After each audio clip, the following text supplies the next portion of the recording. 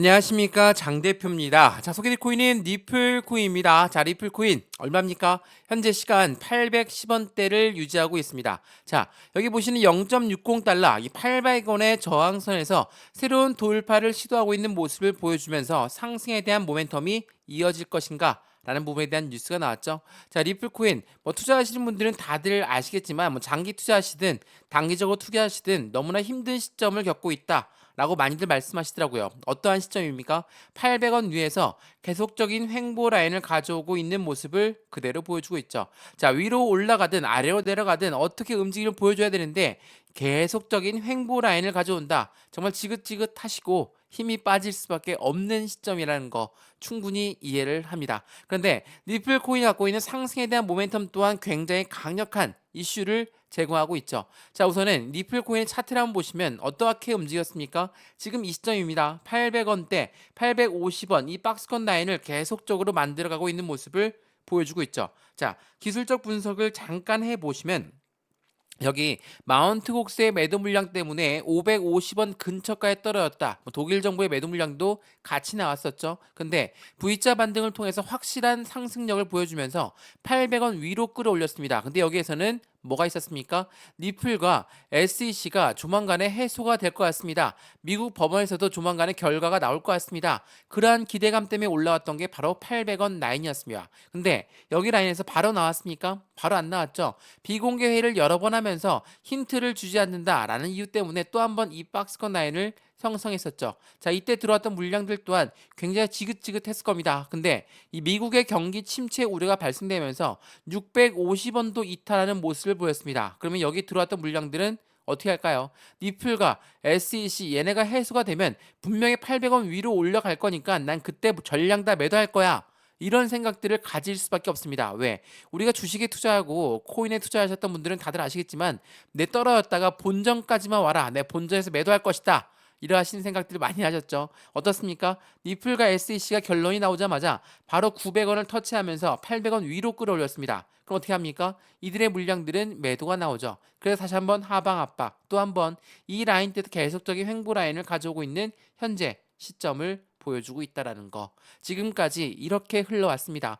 리플과 SEC와 해당되는 그 부분은 확실하게 해소가 되었으니까 이제는 이 악재성 이벤트는 없어졌다라고 봐도 충분하겠죠. 자, 여기에서 이렇게 말씀하시죠. 악재성 이슈가 해소가 되었음에도 불구하고 왜 이렇게 하방 압박을 받고 내려가는 걸까? 자, 올해 주봉을 보시면 확실하게 이해가 되실 거예요. 2022년도부터 2023년도, 2024년도 이 1000원 라인까지의 박스권 라인을 돌파하는 시도는 여러 번 했었지만 다시 내려오고 다시 내려오고 지금 그 시도를 재차할 가능성이 매우 높죠. 근데 이때까지만 하더라도 SEC 건이 해소가 되기 전이었습니다. 그러니까 SEC랑 리플이 계속적으로 리플 코인을 압박했기 때문에 이 1000원 라인을 돌파를 못했지만 이제는 그게 해소가 되었다. 그렇다는 건 이젠 1000원 라인을 돌파하면서 새로운 시세, 새로운 변곡점이 나오는 시점이 다가왔다. 이 부분을 체크하시면 너무 좋겠죠. 그래서 이 1000원 라인을 어떻게 돌파할까? SEC 건은 해소가 되었으니까 이제부터는 리플 코인이 갖고 있는 상승에 대한 모멘텀으로 우리는 판단을 해야 되겠죠. 자, 오늘 그러한 부분들 하나씩 하나씩 말씀을 드릴 거니까 악재성 이벤트였던 SEC가 항소를 할 것이다, 안 할 것이다 이런 말도 많은데 이 부분도 오늘 영상에서 체크해 드리면서 매수와 매도의 관점은 어떻게 가져갈까? 비중 관리는 어떻게 해야 될까? 또한 앞으로 수익관은 어떻게 만들어갈 수 있을 것인가? 하나씩 하나씩 오늘 체크해 드릴 거니까 영상은 끝까지 시청하시는 걸 추천드리겠고요. 영상 본격적으로 시작하기 전에 구독과 좋아요, 알림 설정 아랫부분에 따봉 버튼을 눌러주시면 너무나 감사하고요. 전화번호도 말씀을 드릴게요. 전화번호가 010-6531번에 7908, 6531에 7908번 여기다가 숫자 1번입니다. 문자 한 통만 넣어주시면 이 모든 부분 먼저 문자 넣어드릴 거니까 영상도 무료로 보고 있는 것처럼 문자도 무료, 카톡방도 무료라는 거 다시 한번 체크하시고 확인하시면 너무나 좋을 것 같습니다. 이해되시죠? 자, 그러면 SEC 건부터 한번 말씀을 드릴까 합니다. 자, SEC 건은 해소가 되었다라고 말씀을 드렸는데 이 부분이 항소도 할 가능성이 높다라는 부분도 말이 나오고 있죠. 자, 이 부분 한번 보시죠. 자, 이 뉴스를 보시면 SEC는 리플의 판결에 항소를 할 것인가 말 것인가 이 부분은 10월 달까지 SEC는 결정할 수 있습니다. 근데 암호화폐 업계는 미치는 영향은 제한적일 것이다 라고 판단을 하고 있죠. 왜? SEC의 힘이 그만큼 많이 약해졌기 때문입니다. 왜 이런 말씀을 드리냐? 이 부분을 한번 보시죠. SEC는 가상자산 시장 10개에 대해서 증권성 입증을 포기했다. 해리스도 노선을 바꿨다. 제가 이 뉴스 여러 번 소개해드렸죠. 자, 잘라서 보시면 SEC는 가상자산 시장에 증권성을 입증하면서 너희들 모두 증권이니까 증권법을 따라야 된다. 이렇게 이야기하면서 소송전을 벌였습니다. 니플도 마찬가지였죠. 근데 미국 법원에서 뭐라고 했습니까? 개인한테 판매한 거는 증권성 여부가 없다. 기관한테 판매한 거는 증권성 여부가 있으니까 이 부분만 고려해서 판단하면 되겠다라고 이야기했죠. SEC는 일괄적인 부분, 객관적으로도 확실하게 패배했다라고 볼 수 있습니다. 더군다나 2024년도 미국의 대통령 선거를 앞두고 있습니다. 해리스는 민주당 후보죠. SEC 위원장 게리 겐슬러는 바이든이 임명한 사람입니다. 그렇기 때문에 조 바이든 대통령, 현직 대통령은 사퇴를 하면서 확실하게 힘이 약해질 수밖에 없는 SEC를 보여줬고 24년 대통령 선거에 있는 부분에서 민주당이든 공화당이든 이제는 이 가상자산 시장을 놓고 이야기할 수가 없습니다. 왜 이런 말씀을 드리냐? 이거 한번 보시죠. 미국의 대통령 선거에 해당되는 기부금 자체가 거의 절반은 암호화폐 업계에서 나왔다. 이게 8월 24일 오늘 아침부터 나왔던 뉴스거든요. 미국의 대통령 선거는 굉장히 중요하다는 것은 다들 알고 있으실 겁니다. 다른 나라도 아니고 미국의 대통령을 뽑는 부분이기 때문에 글로벌 시장에서 굉장히 중요시하게 바라보고 있는 부분을 당연히 알 수가 있는 부분이고 이 부분에 미국의 또한 기준금리 인하 또한 다음 달에 할 것이다 라는 부분들이 시장에서는 더욱더 긍정적인 힘을 같이 만들어내고 있다라는 거. 이러한 부분들이 시장을 더욱더 안정감 있게 끌어올리겠다라고 한다면 우린 그 부분을 체크하시면서 안정된 수익 구간을 더욱더 크게 만들어갈 수 있겠죠. 자, 이렇게 미국의 대통령 선거까지도 가상자산 시장이 앞으로 힘을 크게 발휘하고 있다. 어제 나왔던 부분도 한번 잠깐 보여드리면서 말씀을 이어가 볼게요. 땡큐 파월 케네디 비트코인 사상 최고가 돌파 시점에 거의 근접했다. 라고 합니다. 자, 파월은 누굽니까? 미국의 연준 위원장입니다. 연준 위원장이 뭐라고 했습니까? 기준금리 시점이 다가왔다. 그 부분은 바로 다음 달이 될 것이다.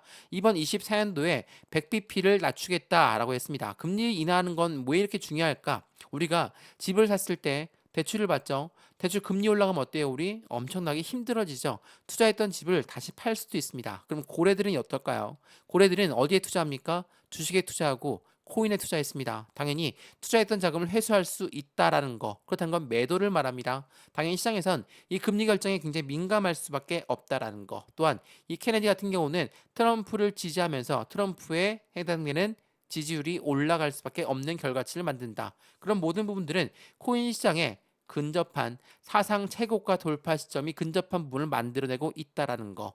케네디가 트럼프를 지지를 하면서 확실하게 미국의 대통령 선거의 판도도 바꿔지고 있다라는 거. 이게 굉장히 중요할 수밖에 없다라는 걸 다시 한번 체크하시면 좋을 것 같고요. 미국 연준의장 또한 말을 했습니다. 잭슨 홀에서 참석하는 연준 위원들은 금리 인하는 바람직하다라고 이야기했고 마찬가지로 미국 파월 연준의장 또한 9월달 금리 인하를 시사하면서 시장에 더욱더 긍정적인 힘을 보태줬다라는 거.